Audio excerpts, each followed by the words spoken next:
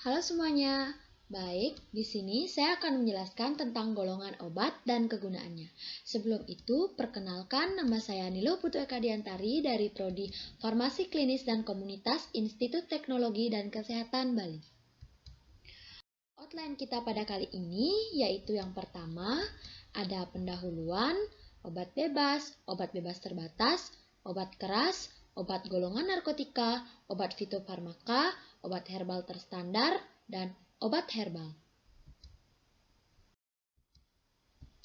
Baik, kita langsung saja. Penggolongan obat berdasarkan jenisnya sangat penting karena ada golongan obat yang aman untuk dibeli langsung oleh masyarakat.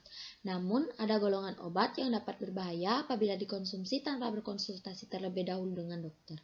Mari kenali 7 golongan obat dan kegunaannya di bawah ini agar tidak disalahgunakan.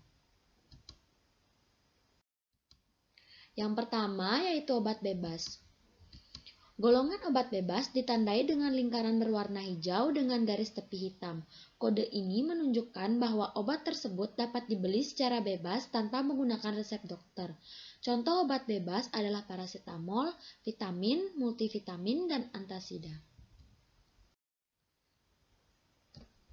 Yang kedua yaitu obat bebas terbatas. Golongan obat jenis ini sebenarnya masih bisa dibeli tanpa resep dokter, namun tetap tergolong obat keras. Jadi, bagi orang yang memiliki penyakit tertentu, penggunaan obat ini harus digunakan dengan hati-hati dan tetap sebaiknya menggunakan resep dokter. Obat ini ditandai dengan lingkaran biru bergaris tepi hitam. Contoh obat bebas terbatas adalah CTM, Theophylline, Tremenza, dan Lactobion. Yang selanjutnya yaitu obat keras. Golongan obat keras hanya bisa didapatkan dengan resep dokter. Golongan obat ini ditandai dengan lingkaran berwarna merah dengan garis tepi berwarna hitam dan huruf K di tengah yang menyentuh garis tepi. Obat-obatan yang termasuk dalam golongan ini misalnya antibiotik, obat-obatan yang mengandung hormon, obat penenang, dan lain-lain. Contoh obat keras adalah asamefenamat, loratadin, alprazolam, clobazam, pseudoephedrine, dan sebagainya.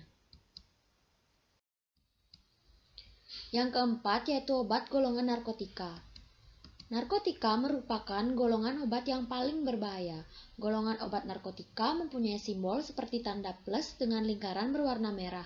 Golongan obat jenis ini sering digunakan dokter sebagai obat bius dan anti nyeri atau analgetik potensi kuat.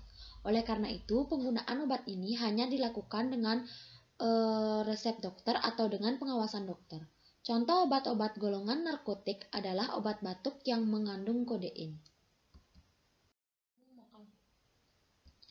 Yang kelima yaitu obat fitofarmaka. Golongan obat ini memiliki tanda kristal salju berwarna hijau di lingkaran kuning dengan tepi warna hijau. Beda obat fitofarmaka dengan obat herbal biasa terletak pada proses pengolahan bahan herbal yang telah ditunjang oleh bukti ilmiah secara penelitian klinis atau sampai ke manusia, sehingga dapat disetarakan dengan obat modern. Contoh golongan obat fitofarmaka adalah obat untuk memperkuat daya tahan tubuh. Yang selanjutnya yaitu obat herbal terstandar atau biasa disebut dengan OHT. Golongan obat ini ditandai dengan simbol lingkaran kuning dengan garis tepi hijau dan gambar 3 buah bintang hijau di dalamnya. Obat ini merupakan obat yang diekstrak dari bahan alami seperti dari tanaman, hewan, maupun mineral. Contoh obat herbal terstandar adalah obat untuk meredakan rasa nyeri pada saat haid dan obat untuk menyembuhkan diare. Yang terakhir yaitu obat herbal atau biasa disebut dengan jamu. Kemasan obat herbal dilabeli dengan gambar logo tumbuhan atau pohon berwarna hijau dengan lingkaran hijau. Bahan dasar dari obat herbal tersebut dari seluruh bagian tanaman yang telah diolah untuk mendapatkan khasiatnya sesuai dengan prosedur keamanan.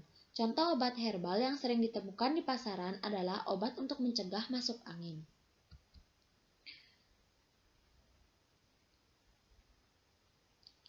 Baik, sekian presentasi yang dapat saya bawakan pada kali ini.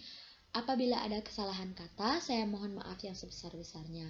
Semoga membantu.